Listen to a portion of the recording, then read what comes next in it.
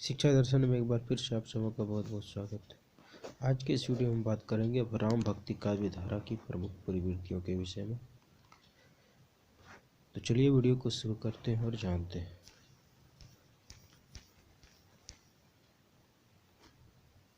राम भक्ति काव्य धारा की प्रमुख प्रवृत्तियाँ। राम भक्ति काव्य धारा की प्रमुख प्रवृत्तियाँ निम्नलिखित है। तो पहला है राम भक्ति काव्य में समन्वय साधना। राम काव्य धारा में समन्वय का आदर्श है। तुलसीदास का रामचरितमानस इसका प्रत्यक्ष उदाहरण है। द्वैत और अद्वैत के बीच समन्वय के साथ तुलसी ने अवतारवाद की प्रतिष्ठा करते हुए ब्रह्म को उपनिषदों और वेदों के अनुसार स्वीकार किया है। दोस्तों, इसमें राम काव्य धारा में समन्वय आदर्श है।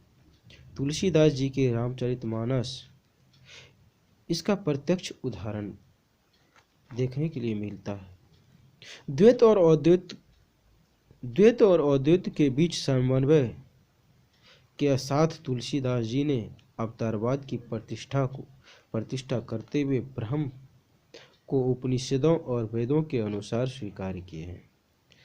साथ ही सगुण ही अगुण ही नहीं कछु भेदा कहकर सगुण और निर्गुण के समन्वय की चेष्टा की है। साथ ही सगुण ही अगुण ही कछु भेदा कहकर के सगुण और निर्गुण के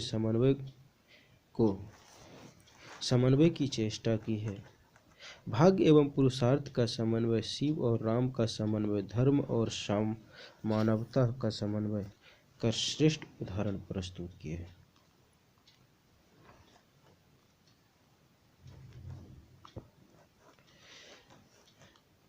दोस्तों, भाग्य और पुरुषार्थ का समन्वय, शिव और राम का समन्वय, धर्म और मानवता का समन्वय करके श्रेष्ठ उदाहरण प्रस्तुत करने का काम किए हैं। दूसरा है दार्शनिकता। इस धारा के कवियों ने राम के अलौकिक रूप का वर्णन किया। उन्होंने विशिष्ट अद्वैत के अनुसार ब्रह्म और जीव के बीच अंशी और अंश का संबंध माना। इस धारा के अंतर्गत कवियों ने राम के अलौकिक रूप का वर्णन किए हैं। उन्होंने अविशिष्ट अद्वैत के अनुसार ब्रह्म और जीव के बीच अंशी और अंश का संबंध मानते हैं। ब्रह्म के विषय में उनका मत है कि व्यापक विश्वरूप ब्रह्म ही शरीर धारण कर नाना प्रकार की लीलाएं करता है। भक्त भी मोक्ष की कामना न करके सिर्फ ईश्वर की भक्ति चाहता है।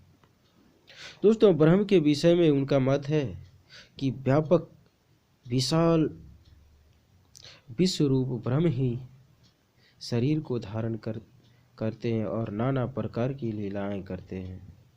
भक्त भी मोक्ष की कामना ना करके सिर्फ ईश्वर की भक्ति चाहता है।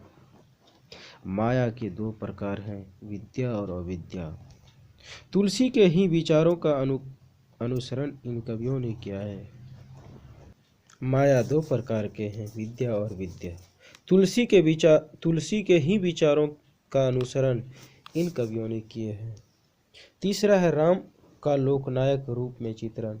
राम काव्य परंपरा में राम का अंकन प्रमुखतः दो रूपों में किया गया है, लोक रंजक रूप में तथा लोक रक्षक रूप में। राम काव्य परंपरा में राम का अंकन दो रूपों में किए गए हैं, लोक रंजक और लोक रक्षक रूप में। लोक रंजक रूप में राम का श्रृंगारिक अंकन है तथा लोक रक्षक रूप में उनके मर्यादा पुरुष स्वरूप को ही नहीं बल्कि अलौकिक स्वरूप को उभारा गया है। लोक रंजक रूप में राम का श्रृंगारिक अंकन किए गए हैं तथा लोक रक्षक रूप में उनके मर्यादा पुरुष स्वरूप को ही नहीं बल्कि उनके अलौकिक स्वरूप को उभारा गया है। तुलसी के रामशील शक्ति सौंदर्य के समन्वित रूप हैं। वे सामाजिक मर्यादा के प्रबल पक्षधर हैं। लोक धर्म उनके व्यक्तित्व से साकार हो उठा है। कोई भी ऐसा सामाजिक आदर्श नहीं जिसका प्रतिनिधित्व राम ना करते हो। तुलसी के जो रामशील शक्ति सौंदर्य समन्वित रूप में हैं, वे सामाजिक मर्यादा के प्रबल पक्षधर हैं। लोक धर्म के व्यक्तित्व से साकार होते हैं। कोई भी ऐसा सामाजिक आदर्श नहीं है जिनका प्रतिनिधित्व राम ने ना करता हो। इसलिए वे सही अर्थों में लोकनायक है। इसलिए राम राज्य का आदर्श प्रस्तुत करते हुए तुलसी लिखते हैं, इसलिए सही अर्थों में वे लोकनायक हैं। इसलिए राम राज्य का आदर्श प्रस्तुत करते हुए तुलसीदास जी लिखते हैं कि जासु राज प्रिय प्रजा दुखारी, सो नृप अवसी नरक अधिकार। चौथा है राम काव्य में भक्ति का स्वरूप। राम काव्य भारतीय भक्ति आंदोलन की उपलब्धि है।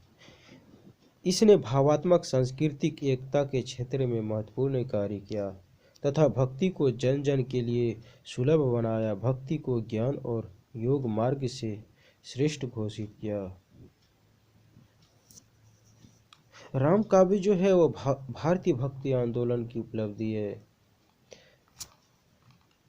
इसमें भावात्मक सांस्कृतिक एकता के क्षेत्र में इसने भावात्मक संस्कृति एकता के क्षेत्र में महत्वपूर्ण कार्य किए हैं तथा भक्ति को जन जन के लिए सुलभ बनाया है। भक्ति को ज्ञान और योग मार्ग से श्रेष्ठ घोषित किया है। राम भक्ति कवियों ने वैधि भक्ति का मर्यादा भक्ति को अपनाया, चरम ध्येय माना। भक्ति का स्वरूप लोक मंगल परक है। प्रीति रमा सो नीति पथ चलिए राग रिस जीती। तुलसी अस्तनत के मते यही भक्ति की रीति। ये पंक्ति दोहावली से लिया गया है। इसके व्यापक मानवतावाद का भाव भी कह सकते हैं। दास्य भाव की भक्ति प्रमुख रूप से इन कवियों ने अपनाई है। इसे जो है व्यापक मानवतावाद का भाव कह सकते हैं। दास्य भाव की भक्ति प्रमुख रूप से इन कवियों ने अपनाई है। पांचवा है जीवन दर्शन और मानव मूल्य। राम भक्त कवियों में तुलसी पहले ऐसे कवि हैं जिन्होंने काव्य की जीवन दर्शन और मानव मूल्यों के काव्यात्मक अभिव्यक्ति प्रदान की है।